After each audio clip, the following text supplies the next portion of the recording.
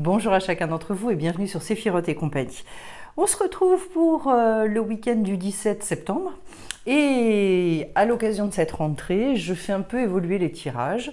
Voilà, pour le week-end, je vais vous faire des tirages qui répondent à des questions ciblées en fonction en fait de ce que moi je sens dans l'air du temps, on va dire, de ce que je constate également en consultation ou lors des soins du jeudi soir.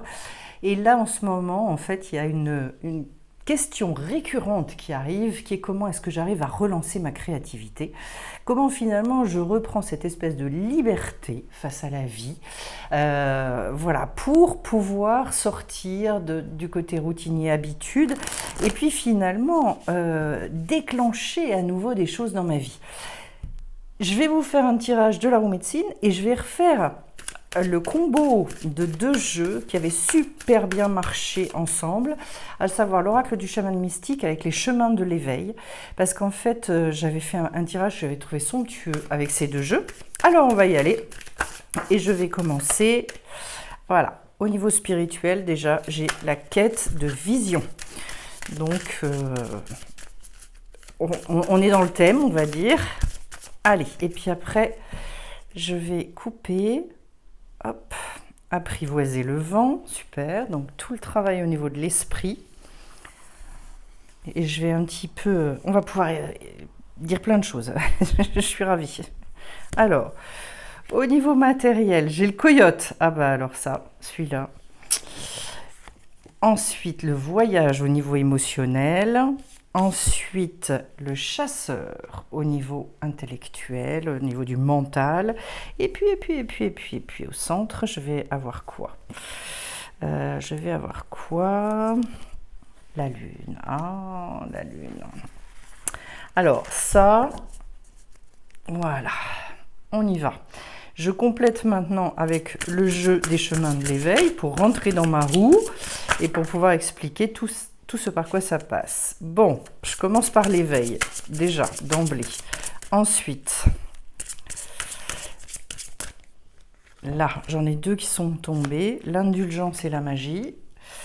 Et puis après, une petite dernière.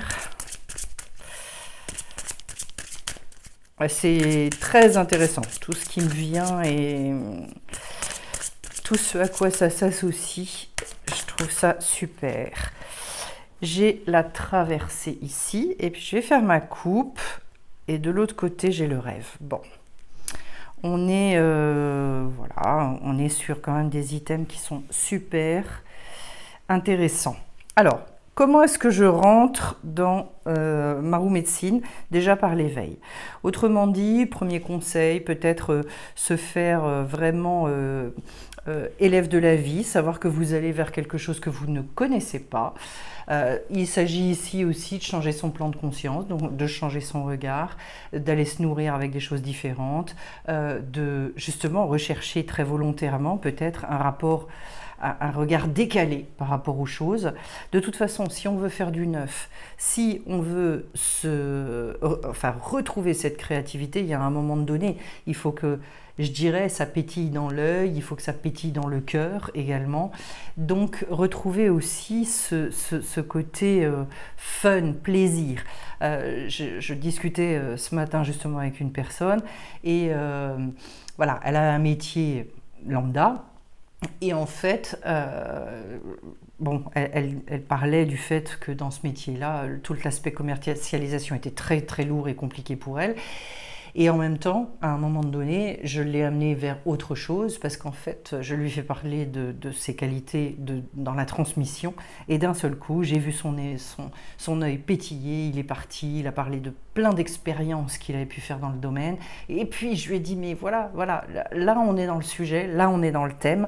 Et d'un seul coup, en fait, il a réalisé que, oui, la vie, elle l'avait mis dans certaines situations. Et en fait, il n'avait pas compris véritablement pourquoi est-ce que ces situations-là lui étaient régulièrement proposées, puis d'un seul coup, ça fait le tilt. Donc cet éveil, c'est ça, c'est ce côté déclic, c'est ce côté ben, je vais là où mes tripes me portent. Et puis voilà, je regarde les choses complètement différemment. Alors le coyote dans la matière, le coyote c'est le farceur. C'est celui qui justement va vous permettre de regarder les choses de manière, enfin très très concrètement, hein, de vous confronter finalement à des situations de vie où on vous fait des petits clins d'œil, on essaie de vous réveiller sur certaines choses. Est-ce que vous êtes attentif à ça? Parce qu'il y a des personnes qui me disent « Ouais, mais moi, les signes, j'en ai pas. Voilà, des signes, il y en a plein. La seule chose, c'est est-ce que oui ou non, on est capable de les voir? Ça, c'est encore une autre histoire. Mais je vais d'ailleurs regarder au niveau de ce coyote dans le chaman mystique, justement, l'oracle du chaman mystique, ce qu'ils en disent d'autres, mais ça, je sais que c'est très associé au côté pétillant, drôle en fait. Il y a un côté, et d'ailleurs, c'est vrai que là-haut, voilà, ils ont beaucoup d'humour. Donc, on vous dit que avec le coyote, les choses ne se passent pas comme prévu. Donc, justement, regardez où est-ce qu'il y a des choses inattendues qui vous semblent être soit des blocages, soit des surprises, parce qu'en fait, il intervient justement pour libérer des entraves de tout ce qui ne nous sert plus. Donc là où ça bloque, là où au contraire, on vous fait des demandes puis vous dites bah tiens c'est curieux pourquoi on me demande ce truc là. Je prends un autre exemple. J'ai une personne qui aide énormément de gens autour d'elle. Elle aide les gens à se lancer, elle les forme, etc. Mais elle n'a pas conscience qu'en fait elle a ses qualités de formatrice. Bon, alors ça c'est très très fréquent chez l'inclassable d'aider les autres à se lancer et lui-même de rester sur la touche. Bon, donc par rapport à ça, après il y a tout un travail à faire. Et bien le coyote c'est ça, c'est le farceur. Donc si vous vous apercevez qu'en fait autour de vous, vous aidez tout le monde, mais que la seule personne que vous n'arrivez pas à aider c'est vous, c'est qu'il y a un souci. Alors, et en même temps, ça vous montre où est-ce que vous êtes doué aussi, hein. Derrière, j'ai la carte de l'indulgence. Cette indulgence, enfin c'est un mot qui est très très joli, c'est l'indulgence, c'est tout le regard positif et extrêmement constructeur qu'on peut avoir sur les choses. Ça doit passer par l'indulgence parce qu'à partir du moment où on est dans le jugement, il va casser, d'abord il va regarder dans le passé, il va s'apesantir en fait. D'ailleurs, dans la justice, un jugement, c'est je traite d'une affaire passée pour trancher un litige. Bon, c'est nécessaire, mais on ne peut pas rester là-dedans. Il y a un moment où il faut retourner vers l'avenir. Donc retrouver sa créativité, c'est se reconnecter aussi à tous les possibles. D'ailleurs, par ce biais de l'indulgence, et je précise à ce niveau-là, que de toute façon, ça ne sert à rien de se juger sur nos erreurs passées. Parce que d'abord, c'est fait, c'est fait. Au contraire, d'en tirer profit, je dirais, pour pouvoir après relancer la machine vers... j'aime beaucoup parce qu'au niveau du monde émotionnel, on a la carte du voyage, comme si on nous disait, il y a un moment donné besoin je pense, de faire voyager son monde émotionnel. Alors, de se nourrir de choses qui justement, créent un espèce de réveil. C'est Saint-Exupéry qui a une citation magnifique à un moment dans Pilote de guerre et qui explique que c'est pas le tout de libérer les gens, mais encore faut-il leur donner soif de quelque chose pour qu'ils puissent aller s'abreuver, qu'ils aient envie d'aller s'abreuver à un puits. Et je pense que le voyage émotionnel, pour moi, c'est tout ce qui ressuscite de l'émerveillement. C'est comme une espèce de renaissance à un moment donné, où justement, ces émotions-là, elles viennent nourrir contre exactement l'inverse de la désespérance, bon, vous voyez bien de quoi je veux parler. Pour moi, le voyage émotionnel, c'est tout ce qui nous permet de nous alléger. Et c'est pour ça d'ailleurs que, bien évidemment, voilà, dans mon travail, je suis très attentive à la libération émotionnelle, naturellement, toutes ces lourdeurs, finalement, qui nous empêchent de voler, qui nous empêchent de dire « allez hop, de toute façon, j'y vais ». La créativité, elle est bloquée, effectivement, quand les émotions elles-mêmes sont bloquées. Donc, il y a besoin de retrouver ce mouvement dans les émotions. Ça me paraît évident.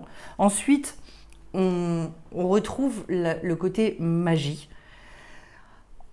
du monde émotionnel jusqu'au monde mental. Ça veut dire quoi?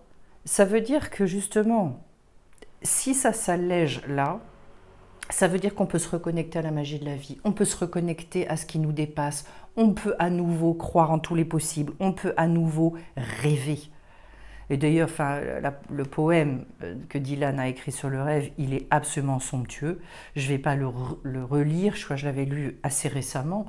Mais mon Dieu, le rêve, c'est tout sauf le fantasme. Hein. Le rêve, c'est ce qui nourrit, c'est ce qui fait toute la grandeur de l'homme aussi, parce que c'est ça qui le reconnecte à une envie perpétuelle d'évoluer, et donc il reconnecte tout simplement à la vie avec un grand V.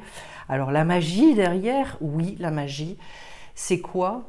C'est tout simplement le fait de croire que on est partenaire avec la vie, que nous on n'a pas à tout faire, loin de là. D'ailleurs, comme je le dis souvent, 80% c'est la vie qui nous le donne. Nous on impulse 20%, on fait le travail à 20%. Et le travail, c'est surtout de se libérer de nos lourdeurs, d'ailleurs. Et à ce moment-là, dans cette légèreté, waouh, il y a tout qui repart. Et la magie de la vie, elle peut revenir. Et en ce moment, il y a un espèce de mouvement qui est extrêmement prégnant pour permettre justement, notamment aux inclassables, mais pas que, naturellement, il n'y a pas que eux qui sont concernés dans ce mouvement-là, mais particulièrement pour eux. Pourquoi? Parce qu'il y a des degrés de résignation et de renoncement qui ont été extrêmement forts, et je le constate en consultation, c'est comment est-ce que finalement je me reconnecte à cette créativité puissante que j'ai eue. J'ai beaucoup de gens qui me disent « Oh, mais ça, je le faisais quand j'avais tel âge, etc. » Et puis finalement, et petit à petit, à force de répondre aux injonctions extérieures, et ben petit à petit, ils se sont diminués. Et donc, voilà, tout ce parcours, il est déjà passionnant, il est déjà extrêmement intéressant. Ensuite, j'en arrive au niveau du mental. C'est intéressant, la carte du chasseur, parce que le chasseur, c'est celui qui part il va chercher son gibier. Voilà. Donc on va dire, on va chercher le projet, on va chercher ce qui nous met en vie, on est là. Et là, la carte apprivoiser le vent est fondamentale, on va y revenir. Mais il ne sait jamais ce qu'il va trouver. C'est une posture, en fait, où on se dit, oui, je vais dans la nature, et de toute façon, dans cette nature, je vais trouver ce qui va me nourrir. Eh bien, dans la créativité, c'est exactement la même chose. Les vrais créatifs, quand ils démarrent sur quelque chose, ils ne savent pas véritablement ce qu'ils vont trouver. Ils sont à l'écoute de leur justesse intérieure et ils partent en chasse. Donc, au niveau mental, c'est vraiment ça. Je ne pars pas de ce que j'ai déjà, parce que si je repars de ce que je sais faire, je ne vais pas créer grand-chose. Et donc, mais au contraire, allez, j'ouvre énormément, j'ai besoin d'air. En ce moment, en fait, à tous les niveaux, je suis amenée à dire aux uns et aux autres, mais de l'air, remettez de l'air. Travaillez sur votre respiration, mais on a vécu une telle période de resserrement. Et vous savez, je parle souvent de comme le sablier. Voilà. On a vécu une période de resserrement terrible parce qu'il fallait absolument qu'il y ait ce retour vers soi, cette teshuva qui s'opère. Et maintenant, ça y est. Il y a des gens, soit ils sont en train de passer là, par le petit canal, soit là, ils sont en pleine réouverture. Mais on est un peu gauche parce que ça fait un certain temps qu'on ne l'a pas vécu. Et on se dit, waouh, c'est un autre univers qui a besoin de se réouvrir. Et en ce moment, il y a vraiment c'est une période. On voit que l'action, elle est revenue. Ça, c'était manifeste à partir de milieu fin août. Et là, maintenant, c'est dans cette réouverture, mais je fais quoi de cette liberté? Et derrière, j'ai la carte de la traversée. Elle est d'ailleurs magnifique. Au niveau des symboles, ça m'intéresse énormément. Parce qu'en fait, j'ai toute la colonne qui s'illumine jusqu'au j'ai pas le bon mot, jusqu'au sacrum, voilà. Avec donc toute cette lumière, toute cette partie au niveau de la tête qui est complètement illuminée, les deux mains qui sont là pour recevoir, et oui, on sent qu'effectivement là, il y a un pont à traverser, il y a quelque chose, et en fait, si vous voulez, je sais plus, je disais ça récemment à quelqu'un, je dis de toute façon on n'avait pas le choix. Soit effectivement, on est dans une lecture de nos vies, où on est attentif à tous les signes, et on anticipe les changements qui sont inéluctables. Mais moins on les anticipe, plus on en arrive à des situations où finalement la vie, à l'image de la maison Dieu, est obligée de nous mettre un coup de pied aux fesses pour nous sortir de nos enfermements. Moi, personnellement, depuis que j'ai compris ça, j'essaie d'être très attentive aussi aux signes extérieurs pour anticiper et pour que les grands changements se fassent avec le plus de douceur possible, avec le plus de fluidité et de simplicité. Mais très longtemps, j'ai fonctionné effectivement avec le coup de pied aux fesses. Et là, en règle générale, ça se fait un peu plus difficilement. Ça se fait un petit peu plus dans la douleur parce que la vie dit, bon, là, maintenant, on arrête la blague. Allez, hop, on avance. Donc oui, la traversée. Et cette traversée, vous voyez, elle est entre le mental et le spirituel. C'est-à-dire, et là, c'est une élévation de conscience, j'accepte à un moment donné de dire, bon, je vivais dans tel paradigme, maintenant, allez hop, j'avance. Hein. Et ça, c'est la carte apprivoiser le vent, c'est tout le monde de l'esprit, de ce qu'on appelle le roar en hébreu, c'est-à-dire c'est tout ce qui fait circuler la vie. C'est au travers du souffle d'ailleurs, parce que le roar c'est le souffle, et qui fait vibrer en fait les choses, qui va informer d'ailleurs aussi bien le corps, enfin la neshama, l'âme, elle fait passer ça par l'intermédiaire du roar, et ça descend jusqu'au corps, et ça circule. Hein. Donc apprivoiser le vent, c'est être suffisamment attentif à ces mouvements intérieurs, à toutes ces informations nouvelles qui pénètrent. Elles sont là. Encore faut-il effectivement y avoir accès.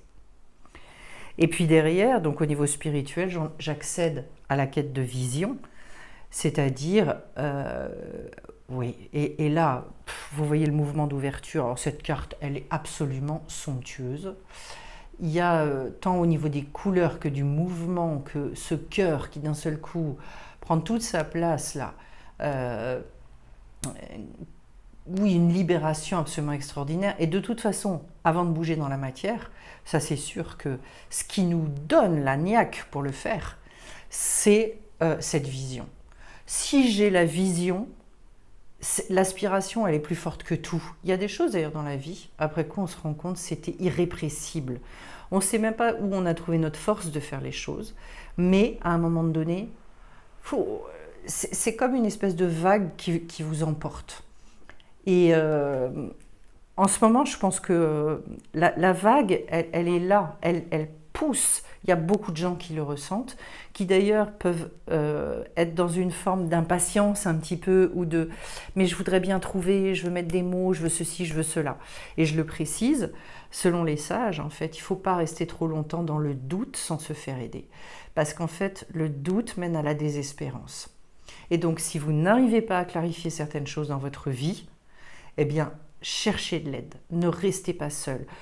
On peut, bien évidemment, sur de courtes périodes le vivre, on le vit tous et c'est logique, mais quand ça fait 6 mois, 1 an, 2 ans, c'est pas possible, c'est usant, aussi bien physiquement que psychiquement.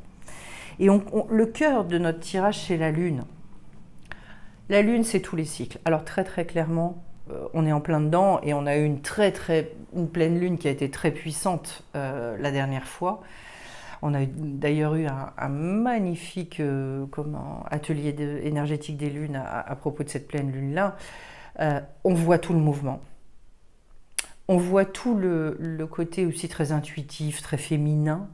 De toute façon, et vous savez que la lune, c'est toujours associé au fait d'aller chercher des ressources intérieures, puisqu'on travaille sur l'inconscient, etc. Donc un potentiel qui est encore inexploité. À chaque fois, c'est vers quoi je tends. Dans ce côté extrêmement féminin, c'est-à-dire justement quelque chose qui tend vers la réalisation. Hein. Le côté féminin, c'est la femme qui porte l'enfant. On a toujours l'impression que le côté réalisation, c'est le masculin. Le masculin, c'est celui qui est là, c'est la semence. Mais la réalisation, c'est la femme. Donc du coup, dans les archétypes, on est là. Donc cette lune, au cœur, elle nous dit clairement, aujourd'hui, c'est allez hop, il faut opérer cette bascule, cette espèce et cette avancée, parce que la Lune, elle bouge tout le temps. D'une journée sur l'autre, elle n'a pas la même tête. Donc, voilà, le tirage, il est absolument magnifique. Et pour finir, je veux prendre aussi quelques cartes de l'oracle des 7 énergies de Colette Baron-Reid, parce que, voilà. Alors, on va retomber sur quoi? Je vais remonter un petit peu tout ça. Hop. Et je tombe sur libération volontaire, les racines de l'abondance. J'aime pas quand ça se chevauche, je trouve qu'on voit plus rien. Ouit, voilà. En plus, j'aime bien, les couleurs sont mes couleurs, ça. Je trouve ça vraiment beau. Et puis une petite dernière. Allez, hop. Bon, on voit bien par où ça passe, hein, en même temps, et le lâcher prise. Et je vais faire ma coupe, le cadeau de l'oracle. J'ai l'impression qu'effectivement, en ce moment, et c'est, je crois, pour vivre à des niveaux de conscience plus élevés, et puis se connecter vraiment à un niveau de émouna, de confiance qui a besoin de grandir. Hein. De toute façon, jusqu'au bout de notre vie, pour moi, c'est sans fin, en fait. Jusqu'où est-ce que je peux avoir confiance Eh bien, la libération volontaire montre que à un moment donné, il faut être actif dans ce process-là. Que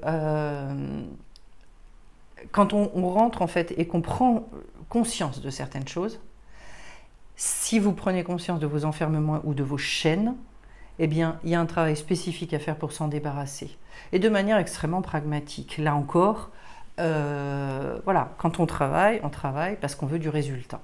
Est-ce que, par les outils que j'utilise, j'obtiens, oui ou non, le résultat escompté? Si le résultat ne vient pas, c'est qu'il y a un problème, c'est que les outils ne sont pas adaptés. Donc, la libération volontaire, d'ailleurs, avec l'image du pissenlit, je sais pas si, et en plus, j'ai le petit, le petit papillon, il est clair que on retrouve l'image de l'envol, on retrouve l'image aussi d'être emporté par le vent à un moment donné, et de se laisser emporter à l'image du lâcher prise. Je trouve ça hyper intéressant, les deux côte à côte, parce qu'en fait c'est vraiment le message, c'est mais faites confiance dans ce que vous ressentez profondément. Oui, on est en plein dans là où on veut vous amener. Et puis alors le fait que j'ai les racines de l'abondance au cœur du tirage, c'est magique.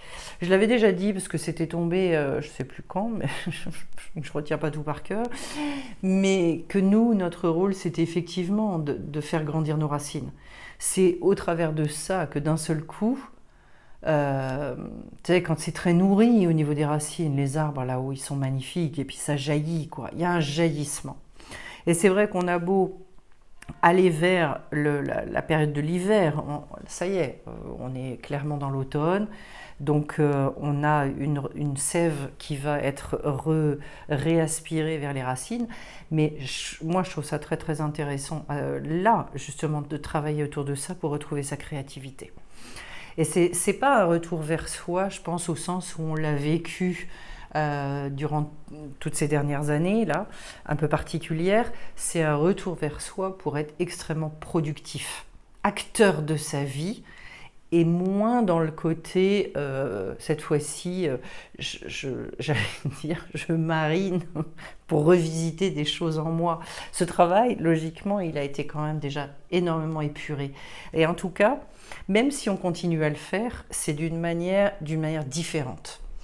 Se propose à nous aujourd'hui des solutions qui sont des solutions plus participatives et plus, je vais redire, mais plus créatives. Voilà, on est là-dedans. Et puis alors je vais finir avec le cadeau de l'oracle et reprendre ce qui est dit dans le petit livret, en sachant qu'ici, donc, on est dans l'énergie lumière, donc intuition, vision, imagination, préscience, connaissance, perception et états mentaux. C'est la seconde vue, c'est la clairvoyance, c'est la perception de l'avenir, le destin, qui est un futur déterminé par les choix qu'on fait maintenant, dans le présent. Donc voilà, je vous le disais tout à l'heure, voir les signes autour de soi. Il faut les voir et savoir les décrypter aussi.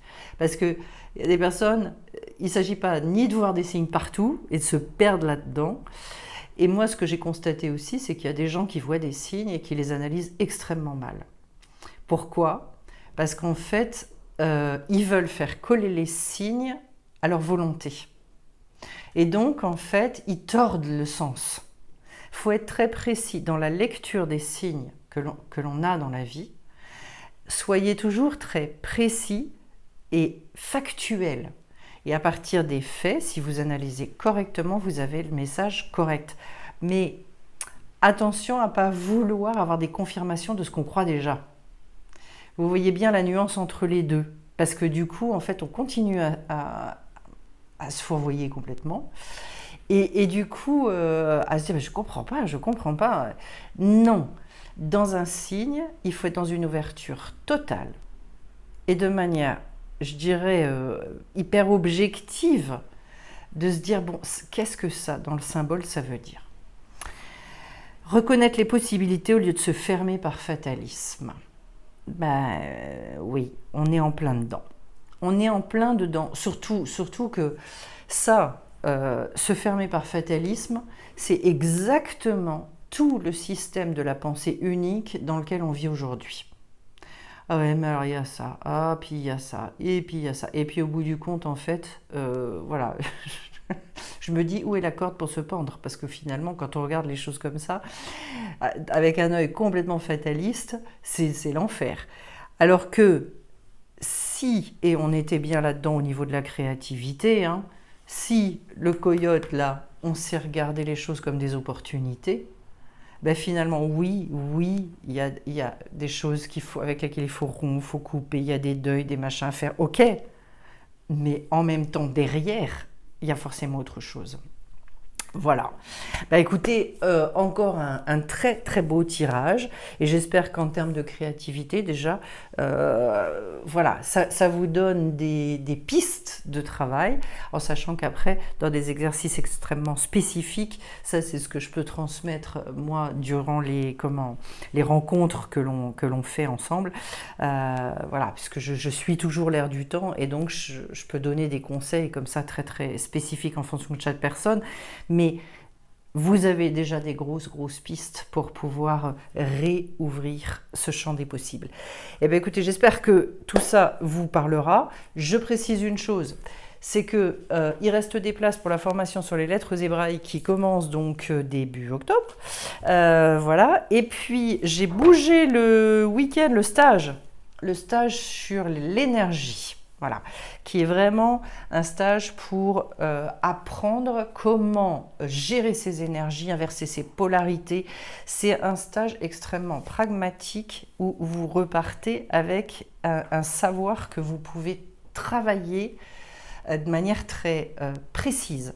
Et ça, ce stage-là, je l'ai bougé, je le mets du 30 septembre au 2 octobre. Voilà, il aura lieu finalement à Pélissane. Donc, ceux qui sont intéressés, vous me téléphonez, vous me contactez et puis je vous expliquerai un petit peu comment ça se passe.